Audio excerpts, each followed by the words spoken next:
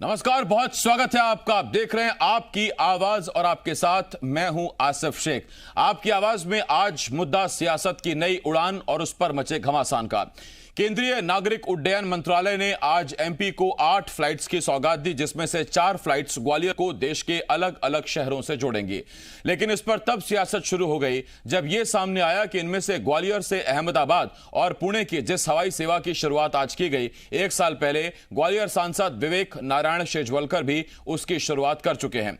इस हवाई सेवा को हरी झंडी दिखा चुके हैं। अब सवाल यह उठ रहा है कि एक ही हवाई सेवा का दोबारा उद्घाटन क्यों किया गया? क्या यह श्रेय लेने की सियासत है? यही सवाल आज हम पूछेंगे। हमारे साथ कुछ खास मेहमान भी जुड़ेंगे, लेकिन उससे पहले आपको दिखाते हैं एक रिपोर्ट।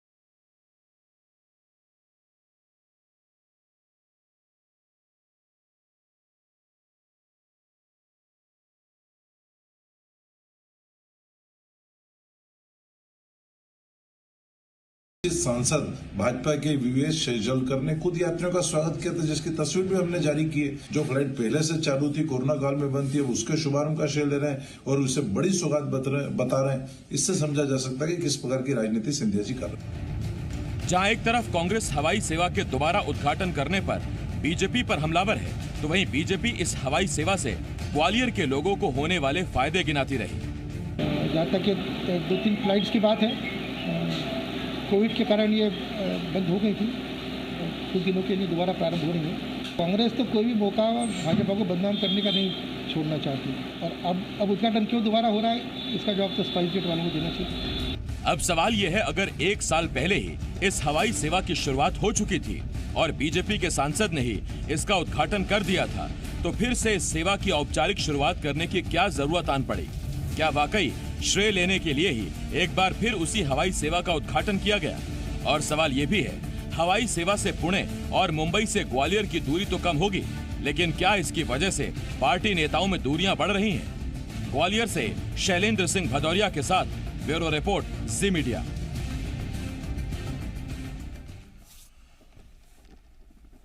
और ये देखिए, ये आपको बता दें कि नवंबर 2019 के आसपास का ये मामला है। अब से 2 साल पहले का नवंबर 19 के आसपास का मामला है, जब विवेक नारायण शेजवलकर ने एक चिट्ठी लिखी थी ग्वालियर पुणे के फ्लाइट को शुरू करने के लिए, और वो कई बार पत्र लिख चुके हैं नागरिक उड्डयन मंत्रालय को, और उसके बाद वो सेवा शुरू भी हो गई थी। अब जब दोबारा सेवा शुरू हुई है कोरोना के बाद, तो एक बार फिर उसका उद्घाटन किया गया। हमारे साथ 2 खास मेहमान जुड़ रहे हैं।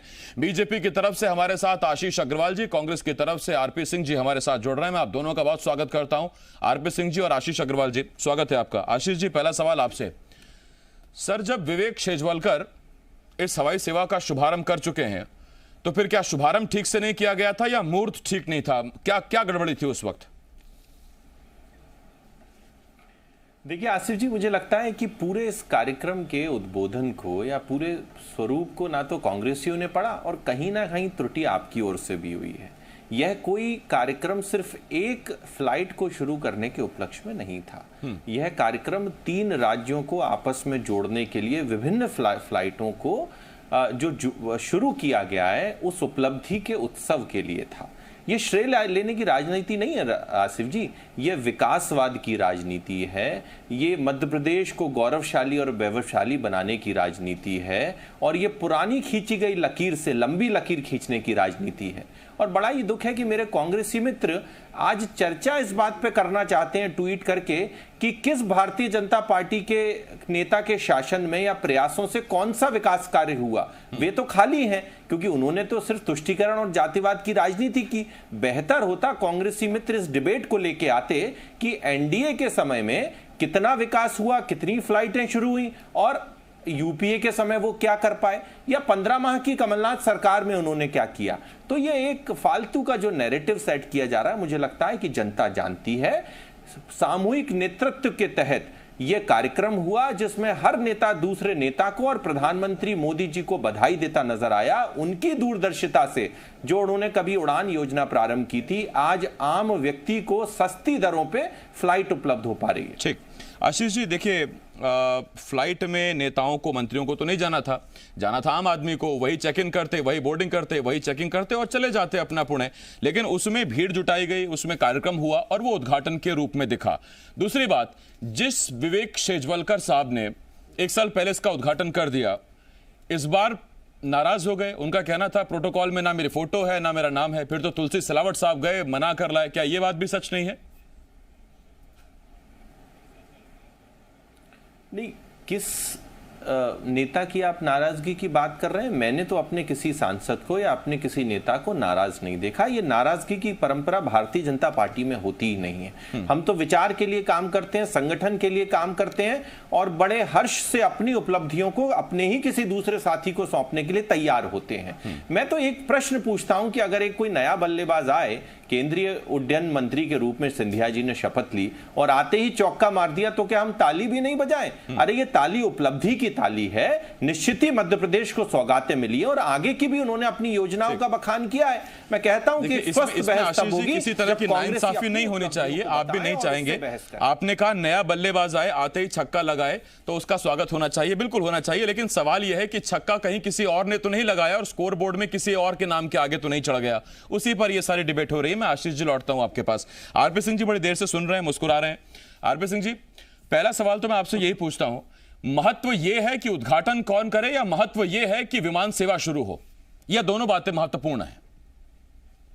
देखिए, बातें दोनों महत्वपूर्ण है। दूसरी बात, आशीष जी को मैं व्यक्तिगत रूप से जानता हूं, एक इंटेलेक्चुअल व्यक्ति है, लेकिन उन्होंने हम सारे सवालों के जवाब स्वयं ही दे दिए, क्योंकि उन्होंने जिस जटिलता से और जटिल बनाने का प्रयास किया इस विषय को, क्योंकि उनके पास कोई जवाब नहीं। आज जो बॉल है वो निश्चित रूप से उनके कोर्ट में है और इसको वो डिनाई भी नहीं कर सकते। जैसा कि आपने बताया कि ये 29 मार्च 2020 में ये वाली जो उड्डयन सेवा थी, इसका उद्घाटन बाकायदा क्षेत्रीय सांसद सेजवेलकर जी ने किया, बाकायदा पुष्पगुच्छ देके जितने यात्री आए थे उनको किया। तो ये दोबारा से उद्घाटन की क्या आवश्यकता थी? सेवाएं बहाल हुई थी, तो बहाल होने पे आज, चूंकि आपने स्वयं कहा इवेंट की क्या आवश्यकता थी, इवेंट भी हुआ। देखिए, श्रेय की होड़ को तो बिल्कुल नकार नहीं सकते और निश्चित रूप से वो सार्वजनिक पटल पे है और उसको झुटला भी नहीं सकते आशीष जी, क्योंकि सारी चीजें सार्वजनिक पटल पे। क्षेत्रीय सांसद ने निश्चित रूप से कहा वो पब्लिक डोमेन में है। उन्होंने चैनल्स पे भी कहा कि इसका उद्घाटन तो पूर्व में हो चुका है।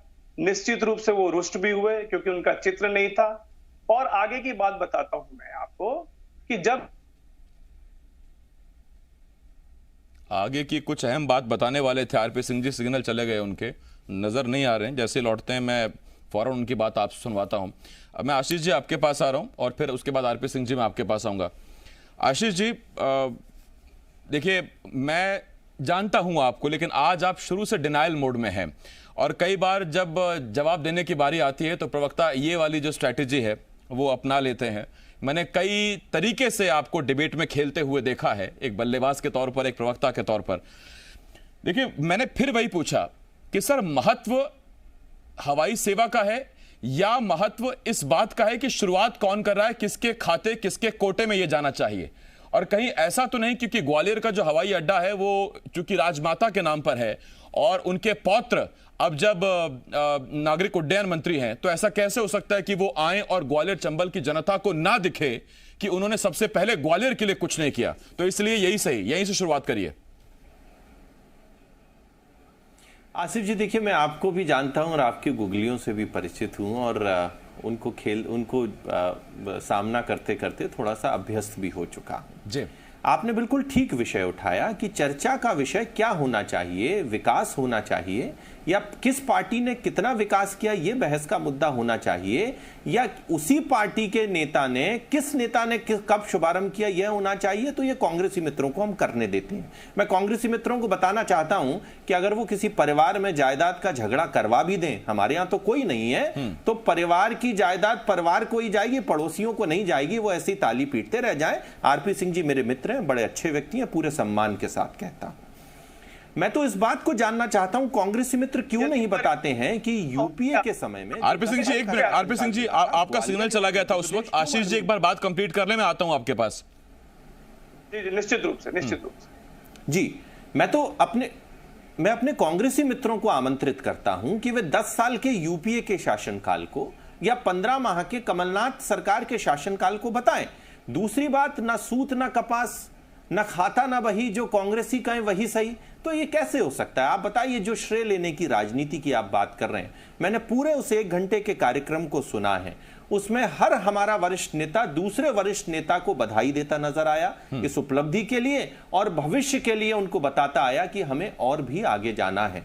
इस देश के प्रधानमंत्री नरेंद्र मोदी जी की दूरदर्शिता को बधाई देता नजर आया। तो इसमें तो कहीं श्रेय लेने की राजनीति नहीं है। ठीक, तो मैं आशीष जी आ रहा हूं आपके पास। हालांकि जब आपने कहा कि मंच पर एक दूसरे नेताओं को बधाई देते नजर आए, तो नेता मंच पर एक दूसरे को बधाई देते हैं, वो लट्ठम लट्ठा बड़ी विवादित, बड़ी रेयर पिक्चर्स होती हैं। आरपी सिंह जी, रही बात उद्घाटन की, तो ठीक है, यहां तो एक नेता ने उद्घाटन किया, उसके बाद फिर उद्घाटन हुआ कि नहीं हुआ वो एक अलग सवाल है।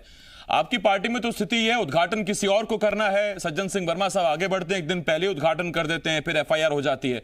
तो उद्घाटन का लालच, लोभ, लालसा केवल मात्र भाजपा में जीवित है या वहां स्थापित है? ऐसा तो है नहीं। हाल की घटना मैंने आपको बताई। तो ऐसा क्या है उद्घाटन को लेकर? नारियल फोड़ने की इतनी जल्दी क्यों है नेताओं को? देखिए, पहले तो मैं स्पष्ट करना चाहता हूं, मैं आशीष जी को भी बताना चाहता हूं, उनकी बात का जवाब भी देना चाहता हूं। जैसे उन्होंने कहा कि यदि उनके परिवार में जायदाद का कोई झगड़ा हो जाता है तो जायदाद वो परिवार को ही जाएगी। तो मैं थोड़ा सा, चूंकि मैं लॉ ग्रेजुएट हूं, मुझे लॉ का नॉलेज भी है, तो जब लिटिगेशन की स्थिति हो जाती है, ऐसी स्थिति में वो परिवार में भी नहीं बट पाती है। तो पहले तो आप ये समझ लें। दूसरी और अहम बात, जैसे मैंने पूर्व भी कहा कि निश्चित रूप से अब हमें कई जो पुराने प्रेसिडेंट्स हैं उनको जो सेटअप थे ऑलरेडी, उनको हटाना होगा।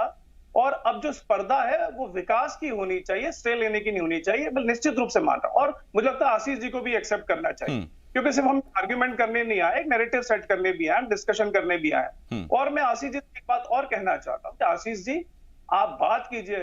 आपने आज बात करी, प्रधानमंत्री जी उसमें थे, नरेंद्र सिंह तोमर जी थे, सामूहिक प्रयास। तो सामूहिक प्रयास कीजिए। ये जो एयरपोर्ट है, इस एयरपोर्ट को, चूंकि आपको मालूम है ये डिफेंस एसोसिएटेड है, यहां फ्लाइट्स की स्थिति कमोवेश आगे पीछे भी वही होगी जो पूर्व में थी।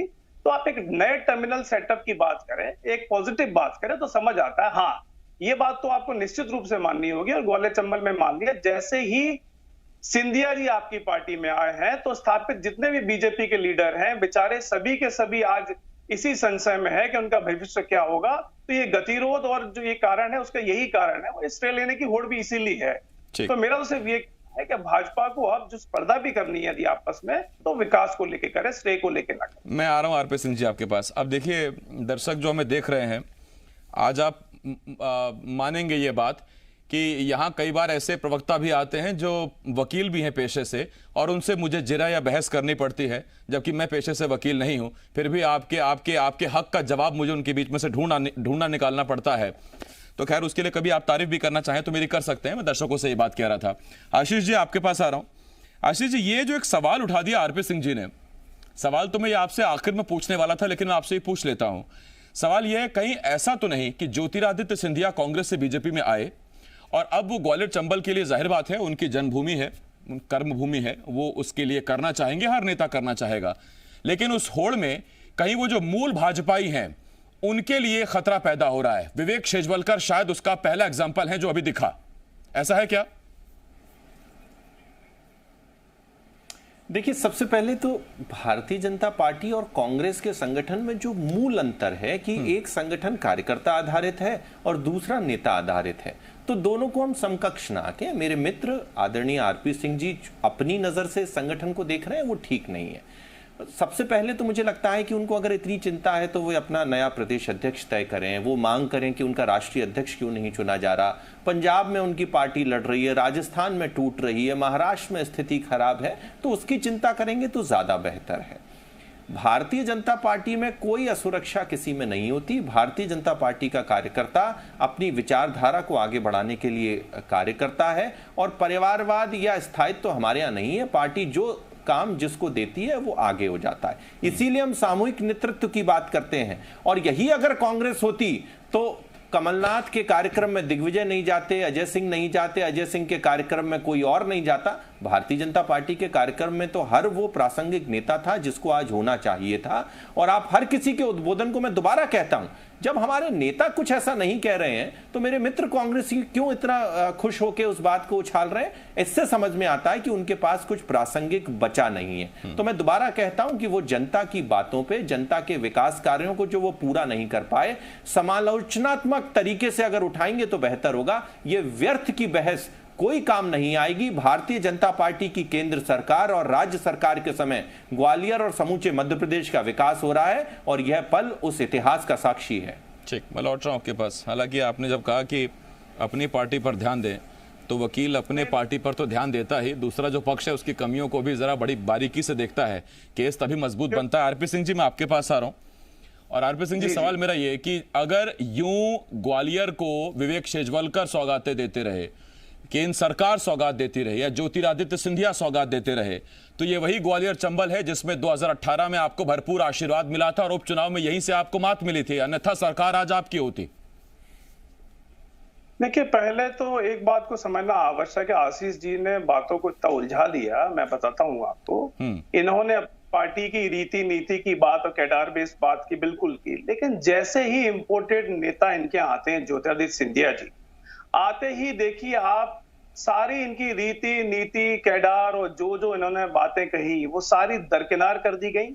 और आज स्थिति कमोबेश ये है कि हर ग्वालियर चंबल संभाग के जितने भी जिले हैं उनमें सिंधिया जी के लोग ही, जो भी मंत्री हैं वो स्थानीय मंत्री हैं, वो इंचार्ज मिनिस्टर्स हैं। और दूसरी अहम बात, जैसे उन्होंने कहा कि हमारे यहाँ सामूहिक नेतृत्व है, सामूहिक नेतृत्व है। मैं बताता हूँ, आज के ही कार्यक्रम में बताता हूँ कि जब नरेंद्र सिंह तोमर जी, जो कितने सीनियर लीडर हैं, वो बाकायदा वर्चुअल मीटिंग में जब भाषण दे रहे थे, उस समय अधिकांश लीडर्स इनके हुट के वहां पे मालाएं और फूल मालाएं उनको पहनाने चले गए, औपचारिकता करने चले गए। तो क्या हुआ? उनको अंततः मुझे तो बहुत दुख हुआ, इतने सीनियर लीडर को अंततः एब्रप्टली अपना भाषण खत्म करना पड़ा और कहना पड़ा कि बस मैं तो यही खत्म करता हूं। तो देखिए, ये इसका मैंने ये बात नैरेटिव क्यों कह रहा हूं, क्योंकि अब एक मयान में दो तलवार नहीं रहेंगी, नरेंद्र सिंह तोमर और साथ ही साथ नहीं। तो आपकी बातों से ऐसा आरपी सिंह जी क्यों लग रहा है कि ग्वालियर चंबल में अगर कांग्रेस को जीत मिली तो वो कांग्रेस की जीत नहीं बल्कि भाजपा की हार होगी और आप उसके इंतजार में हैं, ऐसा है क्या? हाँ बिल्कुल, क्यों नहीं, निश्चित रूप से। देखिए, जो गतिरोध इनके संगठन में बढ़ रहा है उसका लाभ तो कांग्रेस को मिलेगा, निश्चित रूप से मिलेगा, क्यों नहीं मिलेगा। और दूसरी और अहम बात बता रहा हूं, गतिरोध के बाद बता रहा हूं कि चूंकि ये सत्ता में है और ये गतिरोध जो है ये यहाँ के विकास को रोकेगा। एक और उदाहरण बताता हूं मैं, यहाँ के स्थानीय जो सांसद हैं शेजवलकर जी, वो बेचारे पिछले 3 वर्ष से इनको मालूम है कि फोर्ट पर रोपवे लगना है, वो सिंधिया जी आज भी अपने स्कूल की वजह से नहीं लगने दे रहे हैं। तो क्या ये विकास में गतिरोध नहीं है? इन्होंने इतना बड़ा भाषण पढ़ा, आशीष जी ने इतना निबंध सुना दिया भाजपा के बारे में, तो ये स्वीकार नहीं करेंगे कि जो आपसी स्पर्धा है इनकी वो विकास में गतिरोध है? क्या जवाब देंगे इसका ये? सर, आज तो हवाई अड्डे तक सीमित था, स्कूल कॉलेज पर कभी और बात कर लेंगे। लेकिन हाँ, इतना जरूर है कि एक तरफ आशीष जी का दावा यह है कि यदि पार्टी में विकास के लिए प्रतिस्पर्धा है, होड़ है, तो उसमें बुराई क्या है। इधर आरपी सिंह जी कह रहे हैं कि प्रतिस्पर्धा और होड़ विकास के लिए नहीं है बल्कि अस्तित्व के लिए है या रसूख के लिए है। आने वाले दिनों में शायद बेहतर साफ होगा, जिस तरफ आरपी सिंह जी इशारा कर रहे हैं या जिसका बचाव आशीष जी कर रहे हैं। बहुत धन्यवाद आपका हमारे साथ जुड़ने के लिए आशीष जी। आरपी सिंह जी, बहुत धन्यवाद हमारे साथ जुड़ने के लिए।